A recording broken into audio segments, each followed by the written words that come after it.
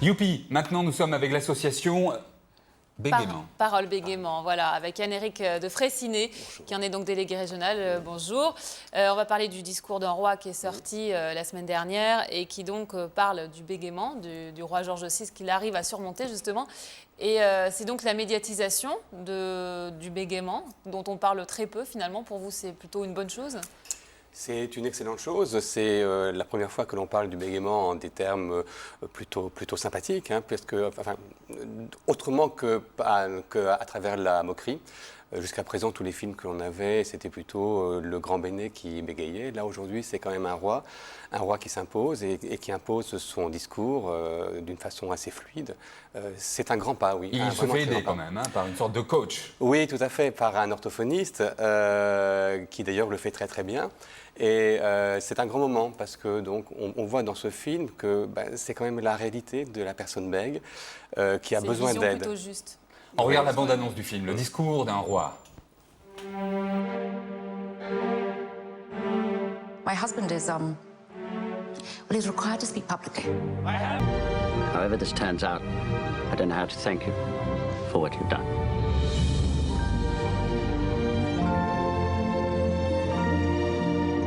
Voilà la suite au cinéma, le discours d'un roi. Vous avez pu vous reconnaître justement dans ce film ? Oui, je pense que chaque personne bègue se reconnaît dans la mesure où quand on voit ces images, on a tendance à souffrir avec lui. On sait ce qu'il y a derrière, on sait toute la souffrance et la persévérance qu'il y a derrière, qui bien souvent est méconnue.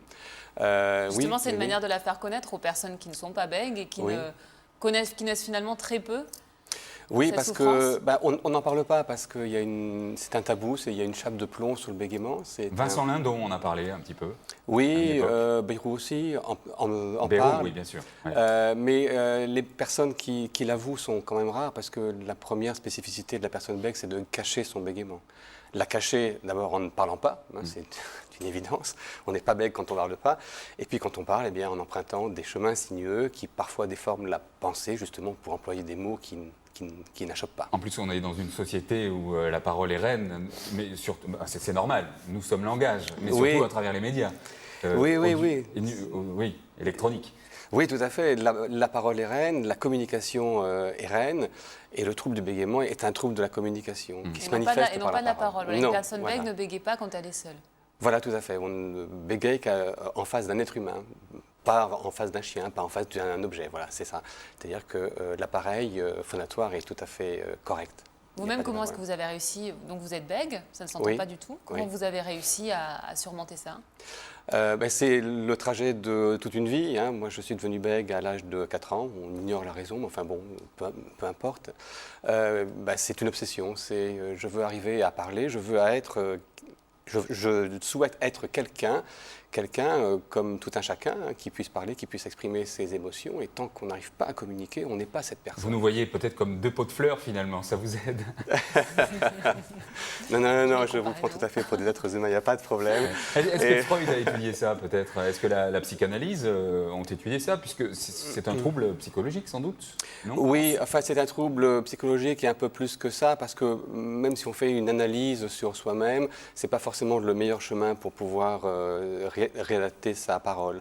C'est plus dans l'action, dans quelque chose qui nous met sur le devant de notre parole et qui va peut-être changer le sillon qui s'est tracé de travers dans notre cerveau. Et d'ailleurs, vous, pour dépasser tout ça, vous êtes devenu formateur, donc c'est-à-dire que vous exprimez tout au long de la journée, c'est quand même une belle revanche. Voilà, si vous voulez, le bégaiement étant mon obsession depuis que je suis enfant, j'ai mis un terme lorsque je suis devenu formateur et j'ai pu m'exprimer tout au long de la journée, voilà. Mais parfois en bégayant, hein, je n'ai pas une parole qui est absente de bégaiement. Je bégaye, mais je bégaye bien. Vous voyez ce que je veux dire? Oui, ça nous arrive aussi de toute façon. Est-ce qu'on vous a aidé? Est-ce que quelqu'un vous a aidé? Oui, j'ai rencontré des personnes sur mon chemin qui m'ont aidé. Oui. Et puis, il y a aussi toute une façon d'approcher la vie qui fait qu'il faut se mettre au devant de la parole d'autrui. Il faut dire quand même qu'il y a 1% de la population en France qui souffre de bégaiement et que dans 3/4 des cas, ce sont des garçons et que le trouble apparaît dans 95% des cas avant 7 ans. Oui. Donc, est-ce qu'on peut prévenir cette apparition Sachant ces données-là, ou est-ce Oui. qu'on est forcément bègue, quoi qu'il arrive, quoi qu'on fasse? Non, on n'est pas forcément bègue, on ne naît pas bègue, on devient bègue pour des raisons qui nous échappent à l'occasion d'un événement. Et pour des parents qui remarquent leur enfant avec un bégaiement, un trouble du langage, alors pas des petits bégaiements, des petits chuintements, vous savez, on peut bégayer de façon assez légère, hein, je fais ceci, ça c'est pas un bégaiement, mais un bégaiement dans lequel est inscrit de la souffrance, c'est-à-dire l'impossibilité de parler avec des... vous avez des mimiques de souffrance. Oui, des peut-être. mimiques de souffrance, des mimiques qui... Bon, on est inquiet. Des postures, oui. Oui, tout à fait, des postures. Et à ce moment-là, il faut consulter, pour ce jeune enfant, entre 2 et 4 ans, Consultez qui? un orthophoniste. Un orthophoniste qui est formé pour cela, et faire un bilan et savoir comment est-ce qu'on va agir. Et à partir de là, si on agit vite, eh bien, l'enfant ne deviendra pas bègue. Voilà, parce que sur 4 enfants bègues, un seul le restera après l'adolescence. Oui, tout à Ce qui est fait. quand Donc même il faut plutôt, éviter positif. ça. Oui. Donc ça veut dire que la prise en charge s'est améliorée? La prise en charge s'est améliorée. L'association Parole Bégaiement que je représente y est pour beaucoup aussi, hein, puisqu'au sein de l'association, il y a des thérapeutes, phoniatres, orthophonistes et psychiatres, et des personnes bègues à parité. Donc notre objectif, c'est vraiment de faire connaître le bégaiement à travers les pouvoirs publics, à travers les personnes, à travers tout un ensemble de monde qui Il ne vont faut pas laisser les gens sortir. seuls, quoi, hein, de toute façon. Il ne faut pas laisser les gens seuls. Les bègues croient qu'ils sont seuls. Et Non, prendre vous en n'êtes pas charge seul. la souffrance, parce que pour un enfant aussi, c'est très difficile d'être l'objet de moqueries. C'est extrêmement difficile et ça conditionne la vie future, hein. Se bâtir sa vie sous les moqueries, c'est un déni de soi-même. Donc il y a un problème de perte de confiance, problème de perte du langage et problème perte de sa vie, quoi. Voilà, on ne peut pas être un être humain si on ne communique pas. Vous avez écrit aussi, je vois que Greg a... Oui, vous êtes venu Votre avec livre. le 4e automne, on en Oui. parle sur Internet, bien sûr. Il y a des sites qui se sont affichés, des numéros de téléphone. Le 4e automne, c'est un roman. Oui. Vous avez voulu exprimer de façon littéraire, par la littérature, ces problèmes qui touchent un enfant. Oui, tout à fait, c'est autobiographique, mais bon, il faut le vivre pour l'exprimer avec les mots. Oui.